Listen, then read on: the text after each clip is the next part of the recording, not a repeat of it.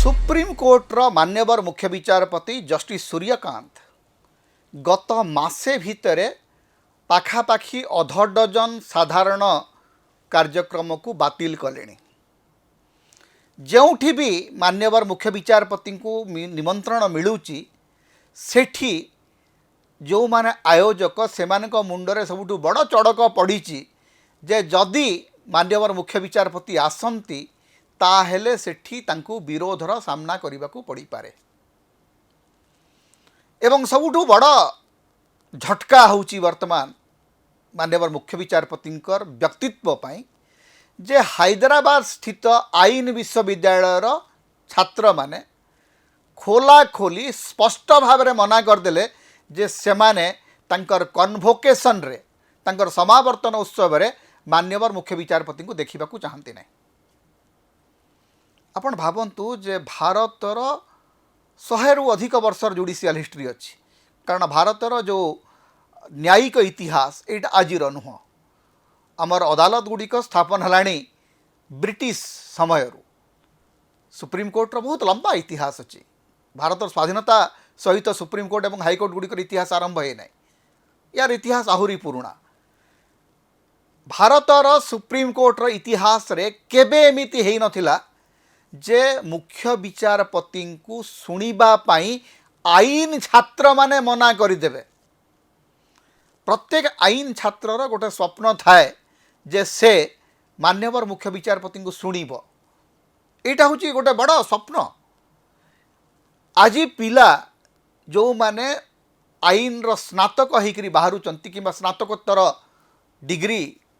पाई प्रस्तुत होउचंती सेमाने चाहुनाहांती जे तांकु भारतर मान्यवर मुख्य विचारपति उद्बोधन दियंतु। काहींकी कौन पाई मान्यवर मुख्य विचारपति प्रति एते मात्रारे अवज्ञा एवं एते मात्रारे गोटे प्रकार कहि परंती वितृष्णा कौन पाई पिलांग भितरे वितृष्णा आछि? कारण गत किछि दिन धरिकरी आपण मुख्य विचारपति भाबरे जस्टिस सूर्यकांत जो कार्यकलाप को आपण देखिबे सेथिरे गोटे स्पष्ट चित्र जना पड़ुची जे मान्यवर अदालत क्रमशः सरकार गोटे अंश विशेष भलिया कार्य करुचंती। सरकार होउचंती अदालत आगे सबुठु बड़ लिटिगेंट, सरकार सबुठु बड़ मकदमाबाज। आपण जदि जेकोसी अदालत रे देखिबे से अदालत रे पक्ष विपक्षर तालिका जदि आपण तैयारी करिवे मुदेई मुदाला मानकर जदि तालिका तैयारी करिवे ताहले सेठी सबुठु अधिक पक्ष थिबो सरकार। सरकार कहा विरुद्ध रे सेठी लढुचंती किंबा सरकार विरुद्ध रे केही जणे लढुची। तो सेते बेले आमर संविधान रो नियम अनुसार सेपारेशन ऑफ पावर तीनोटी जाक आमर जो अंग अच्छी संविधान रो लेजिस्लेटिव, एग्जीक्यूटिव एवं जुडिशियरी, आमर संसद एवं विधानसभा, आमर सरकार एवं आमर न्यायालय एमानंकर निजस्व क्षमता क्षेत्र अच्छी। एमाने निज निज क्षेत्र में 3 जन जाक स्वाधीन। एमाने केही कहा उपरे निर्भरशील नुहंती। किंतु जस्टिस सूर्यकांत गोटे काम करते अवश्य जस्टिस सूर्यकांत एटा नुह जे आपण जदि देखिबे क्रमागत भाव में गत किछि वर्ष हेलानी जो माने मुख्य विचारपति होउचंती सेही माने सुप्रीम कोर्टर जो क्षमता थिला से क्षमता सहित केउठी ना केउठी सालिस करी चलीचंती। माने आज खाली जस्टिस सूर्यकांत कॉकरोच बोलिकी कहीदेले किंबा आपणकर सीजेपी उपरे छात्र मान उपरे जतले पुलिस बर्बरता हला से संपर्क रे से जो मंतव्य देले सेथिपई पिलांक मनरे क्रोध आछि सेटा गोटे साधारण कथा। एटा क्रमागत भाव में जस्टिस दीपक मिश्र समय ठू आरंभ करी जस्टिस सूर्यकांत पर्यंत क्रमागत भाव में भारतर सुप्रीम कोर्टर मुख्य विचारपति माने जो भली भाव में सुप्रीम कोर्टर जो सार्वभौम क्षमता को सरकार पाखरे एक प्रकार समर्पण कर देइचंती तारी विरुद्ध रे गोटे जनमत आस्ते आस्ते बढ़ी चली। खाली एटा जस्टिस सूर्यकांत प्रति लोकंकर वितृष्णार मनोभाव नुह पूरा जो अदालतर प्रक्रिया अच्छी आपण जदि देखिए जे अदालत रे राजनैतिक मामला गुड़िक को जो भली भाव में परिचालित करा जे विरोधी दलर नेता मानक पई गोटे प्रकार आईन सरकारी पक्ष पई आउ गोटे आईन सरकारी सपक्ष रे कहूतबा सांबादिक मानकू तुरंत रिलीफ मिली जाउची किंतु जो माने सरकार को विरोध करचंती से मानकू कौनसी प्रकार रिलीफ मिलू नहीं बिना ट्रायल रे लोके वर्ष वर्ष धरिक जेल भितर अछंती से मानकर एकमात्र दोष होची से सरकार विरुद्ध रे कहिसंती जी सरकार विरुद्ध रे कहूची सरकार ताकू देश विरोधी बोलिक कहीकि जेल भितर पुरई दउची गत 12 वर्ष भितर नागरिक मानकर सबु प्रकार अधिकार को सरकार खत्म कर देबा बसले जे वर्तमान नागरिक स्थिति यही जे जेकोसी मुहूर्त रे सरकार